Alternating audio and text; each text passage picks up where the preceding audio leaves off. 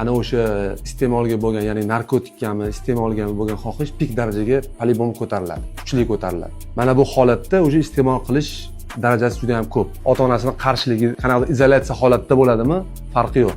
Именно o'sha misl kelganda kirillich instrumentdan foydalanib, именно o'sha shilqim g'oyani o'rniga pozitiv o'y-xayollar, fikrni kirgizsa, pik darajaga chiqqan xohish по-любому pastga tushib boradi. Bitta narsani aniq ayta olaman, iste'molga bo'lgan именно o'sha xohish, o'sha vaziyat 7 minutdan 10 minutgacha borishi mumkin. Agarda mana shu 7 minut, 10 minut ichida o'tib keta olsa, pozitiv fikr bildira olsa, o'ziga o'zi, to'g'ri yondasha olsa, именно xohishga bo'lgan istekni chiqartasha olsa, menimcha o'sha vaziyatdan chiqib ketish imkoniyati ko'p.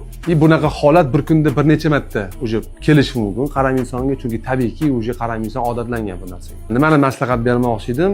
Kun davomida mana shu holat bo'yicha ishlab borilsa, o'sha bu odatga aylanadi. Avtomatik qaram odam miyasini o'zi boshqarishga harakat qilib ko'radi.